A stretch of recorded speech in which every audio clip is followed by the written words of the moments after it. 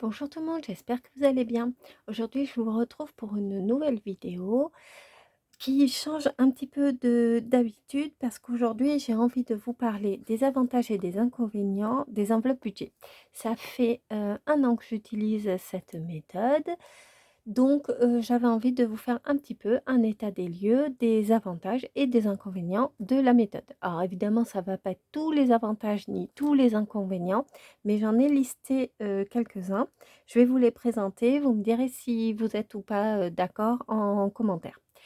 Pour rappel, je me présente, je m'appelle Virginie, j'ai 41 ans, je suis maman d'un petit garçon de 10 ans et je vis avec mon chéri. On est propriétaire d'une maison, on est tous les 2 en CDI.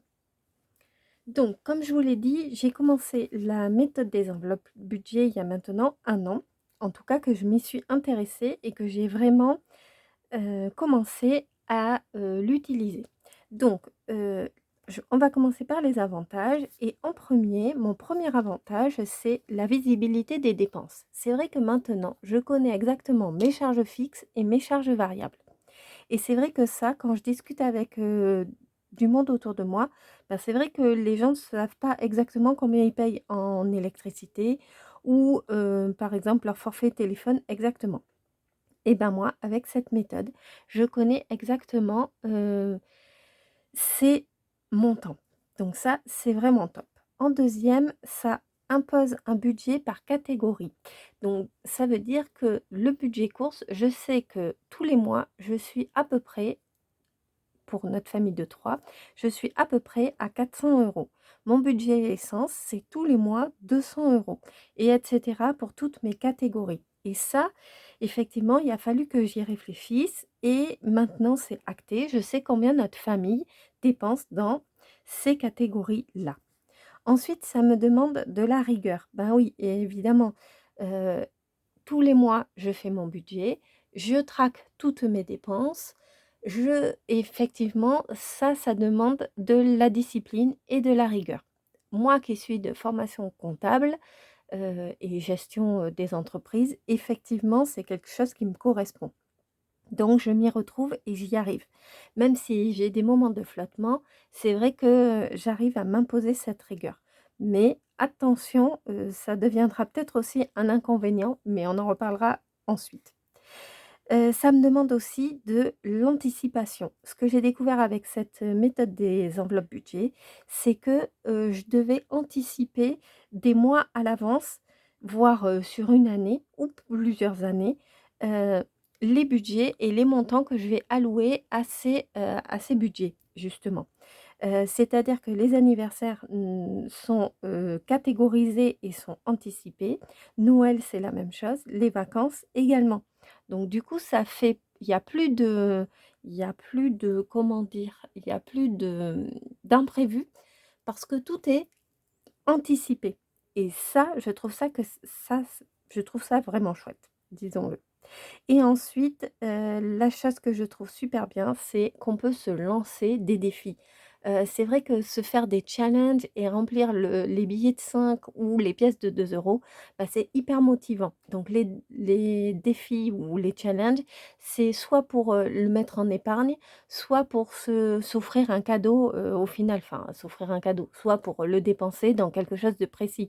Mais en tout cas, cette, notion de challenge, de défi, qu'on doit suivre tout le mois, je trouve que c'est hyper important et c'est hyper motivant. Donc ça, c'était les avantages. Dites-moi d'ailleurs en commentaire et n'hésitez, surtout pas à me dire si, vous êtes d'accord, avec les 5 points, que je viens, d'énoncer. Donc, voilà, dites-moi. À l'inverse, voilà les points des inconvénients que je dirais. Pour moi, c'est, le plus important, c'est la discipline. Comme je disais tout à l'heure, dans mon point numéro 3, la rigueur, c'est un avantage parce qu'effectivement, il faut se donner la possibilité de le faire et il faut se donner aussi du temps. Mais, ça peut devenir, un inconvénient, c'est la discipline. Parce que si j'oublie de traquer, si j'oublie de consulter mon compte bancaire,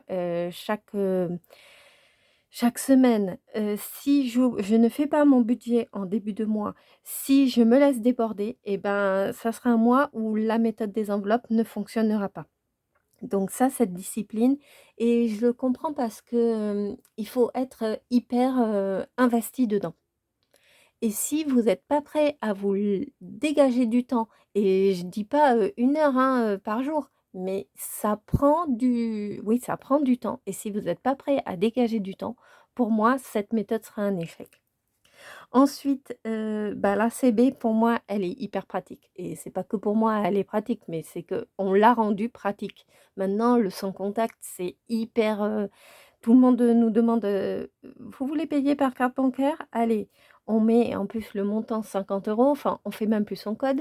On se faisait la réflexion hier avec, ma voisine et puis mon chéri en se disant qu'au final, on allait oublier notre code de carte bleue. Parce que du coup, quand on se sert de notre carte bleue, tous les commerçants nous demandent de faire du sans contact et effectivement, c'est pratique. L'autre jour, je suis allée, à la poste et il y avait une dame qui, régulait le flux parce qu'il y avait vraiment une queue de fou et donc au bout d'un moment, il y avait une dame qui était devant moi et elle voulait faire un affranchissement et elle lui dit: «Est-ce que vous voulez payer en carte bleue ou en espèces?» Et la dame lui dit: «En espèces». Eh bah, la personne de la poste lui a répondu: «Eh ben, du coup, vous allez devoir faire la queue, il fallait payer en carte bleue, ça aurait été plus vite». Donc du coup, c'est vrai qu'il y a un espèce de l'espèce c'est mal, vu et donc du coup, privilégier la carte bleue et c'est vrai que dans cette société où tout le monde a tendance à utiliser la carte bleue, bah, c'est vrai que nous, quand on arrive avec nos espèces, bah, c'est un peu mal perçu et je mets ça entre guillemets, mal perçu parce que, voilà, c'est pas, surtout que maintenant la plupart des commerçants le prennent à partir de 1 € donc vous imaginez. Ensuite, pour moi, l'inconvénient, c'est transporter ces enveloppes. Ben, effectivement, quand on doit se déplacer, on doit avoir avec nous ces enveloppes. Ça évite d'aller piocher une catégorie dans une autre.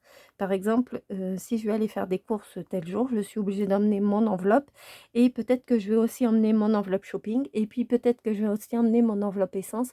Enfin, du coup, on emmène toutes ces enveloppes et c'est vrai qu'emmener son classeur, même si c'est des classeurs, A6 ou à 7 qu'on emmène et ben, effectivement, il faut toujours avoir son classeur, à portée de main ou au pire, ou je dirais oui, au pire, c'est, revenir le soir et traquer vite ses dépenses et faire la monnaie si on a utilisé sa carte bleue ou si on a utilisé des sous d'une autre enveloppe. Donc pour moi, ça, c'est vraiment un inconvénient.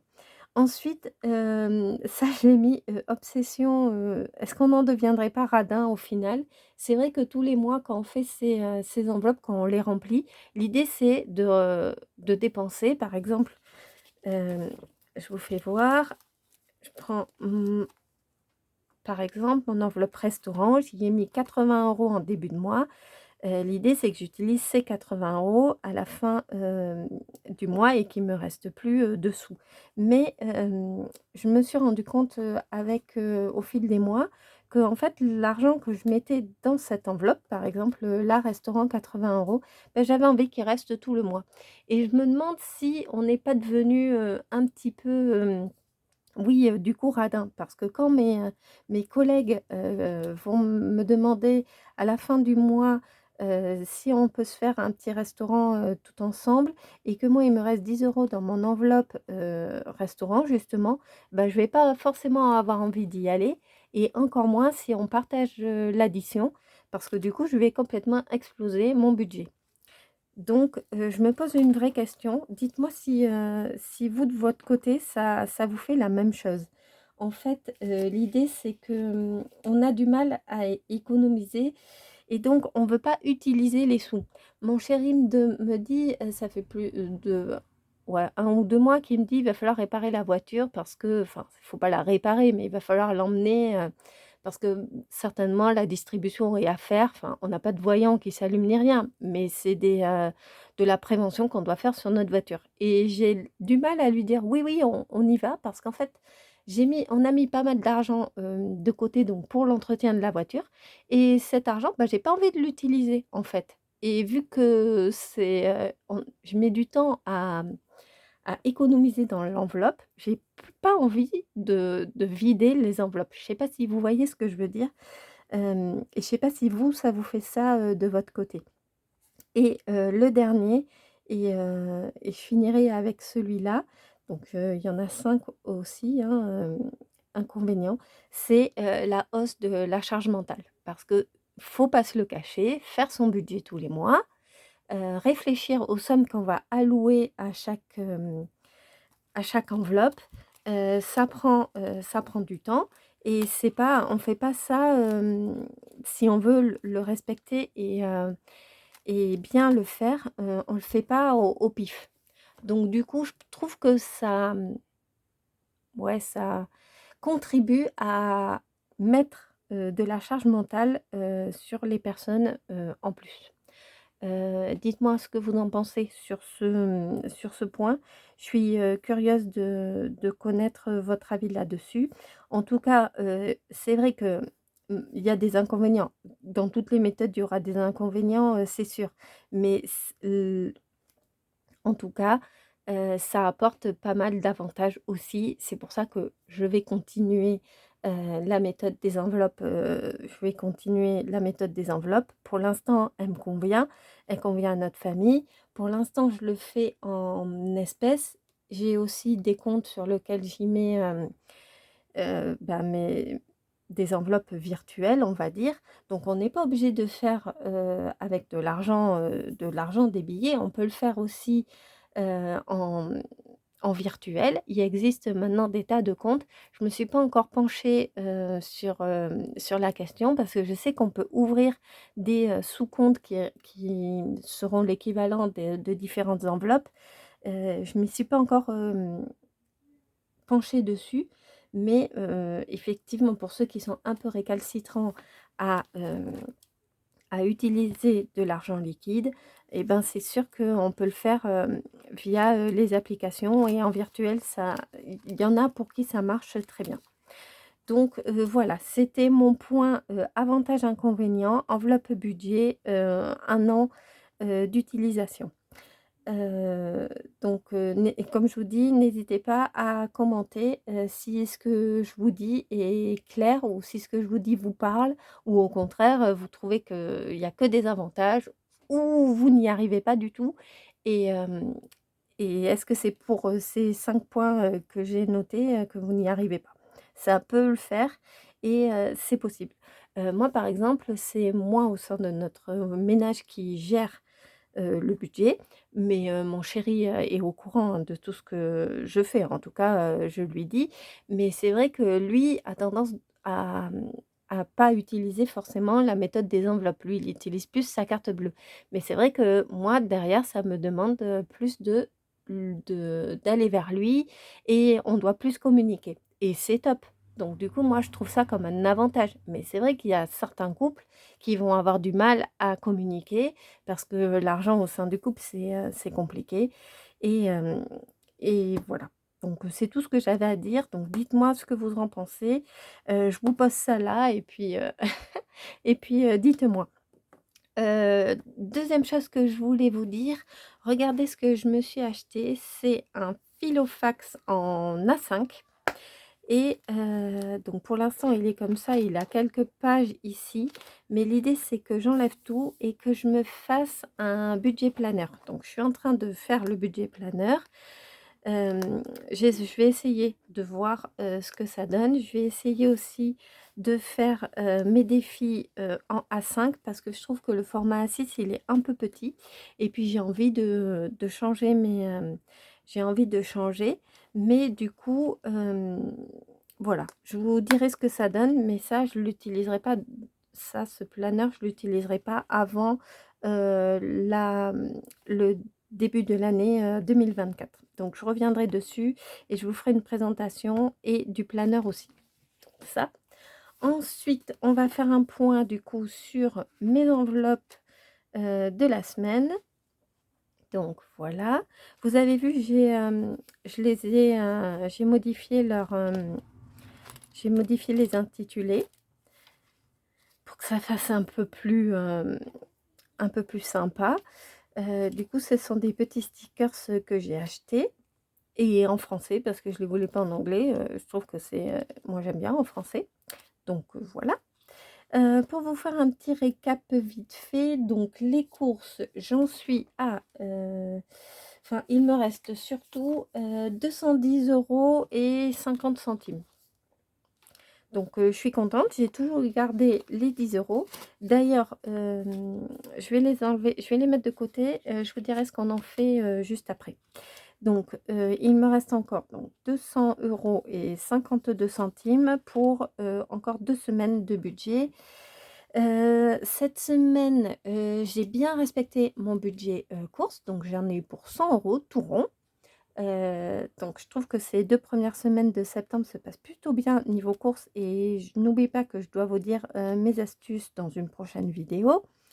Qu'est-ce qu'il s'est passé aussi? Oui, je suis allée faire les courses à Carrefour et en ce moment, il y a, le mois Carrefour, donc il y a des super promos. J'ai, acheté pas mal de produits en cagnotage sur la carte, du coup, mardi et je suis allée faire grâce au cagnotage que j'avais eu, mes courses, vendredi. Je sais pas si c'est clair, mais en tout cas, moi je trouve que c'est plutôt sympa. Ça m'a permis de cagnoter et puis de me faire du stock. Par exemple, maintenant j'ai, 6 bidons de lessive à la maison. Je vais être parée pour, une bonne partie, de l'année parce que je me refuse une chose que je me refuse à faire, c'est acheter de la lessive, sans avoir de bon de réduction. Alors je sais que bientôt ils veulent enlever les moins 80 ou les moins 70 sur les produits d'hygiène. Mais enfin pour l'instant, tant que ça y est, il est hors de question que j'achète de la lessive, à plein pot au vu, du prix. C'est complètement hors de question. Donc les courses, je m'en sors plutôt bien.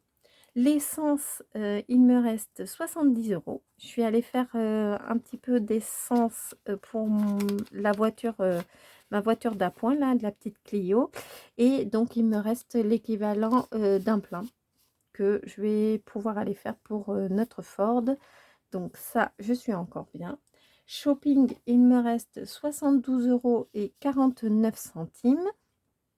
J'ai, acheté qu'une parka pour mon fils, donc ça, c'est top. Restaurant, ah, c'est bloqué. Restaurant, il reste 40 € sur les 80 €. Jeux, alors ça, c'est, le loto et 40 €. L'enveloppe n'a pas encore été utilisée. Ça, j'ai mis ça, j'ai donc mis aliments, mais en fait, c'est boulangerie, mais il faut que je le refasse et sur les 30 €, il me reste 20 €. Pardon.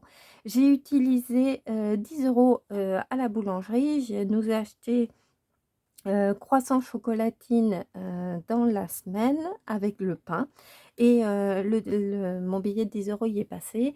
En fait, ce qui est bien à la boulangerie, c'est qu'on met le billet dans une espèce de machine, ça nous rend les sous, j'adore ça. Donc je trouve que cette enveloppe, elle est, très bien adaptée, donc ça c'est top. Par contre, j'ai mon fils a repris, le foot, enfin a repris le foot là, donc la semaine dernière. Et le coach nous a demandé d'aller faire, la visite médicale, donc il a fallu que j'aille samedi, à la visite médicale. J'avais pas d'enveloppe santé, du coup je l'ai pris dans mon enveloppe fonds de secours et il faudra que je rajoute, les sous, mais parce que c'est une consultation qui va mettre 100 remboursé, voire 1 ou 2 €, il me semble qu'ils prennent quand même, la sécu. Faudra que je vérifie ça. Ensuite, hop, c'est mon enveloppe, d'hiver et il reste 30 €. J'ai, acheté un câble pour la Nintendo Switch, de mon fils parce que je ne sais plus ce que j'ai fait de mon câble de la Switch. Donc effectivement, et je vais pas l'accuser parce que je pense que c'est moi qui ai dû le mettre dans un sac. Je ne sais pas ce que j'en ai fait. Je sais qu'on l'a emmené en vacances et il me semble pas on l'a pas sorti, en vacances. Donc je sais pas, je l'ai pas retrouvé et vu que c'est, partiellement de ma faute, ben, je vais racheter un autre câble et ensuite marcher. Donc ça, c'est, moi qui l'ai faite du coup avec, des petits, j'ai collé les lettres. Je trouve que c'est sympa. Et il y a toujours 40 €, mais j'irai cette semaine à grands frais. Et puis de toute façon, il faut vraiment que la semaine prochaine, j'aille au marché pour acheter du miel. Donc ça, vous voyez, c'est mes enveloppes. Je les laisse intactes puisque je vais encore m'en servir pour toute la semaine et la semaine d'après. Ce que je voulais vous dire, c'est que, alors, hop, ça, il faut que je le mette là de côté. Donc le défi de 2 €, le défi de 5 €, je le touche pas. Le défi des saisons, je ne le touche pas non plus, ni mon défi de Noël. Les cadeaux, non. Et je voulais vous faire voir ce défi. Je me suis fait un nouveau défi, c'est le défi blush budget pour Halloween. L'objectif, mettre 50 €.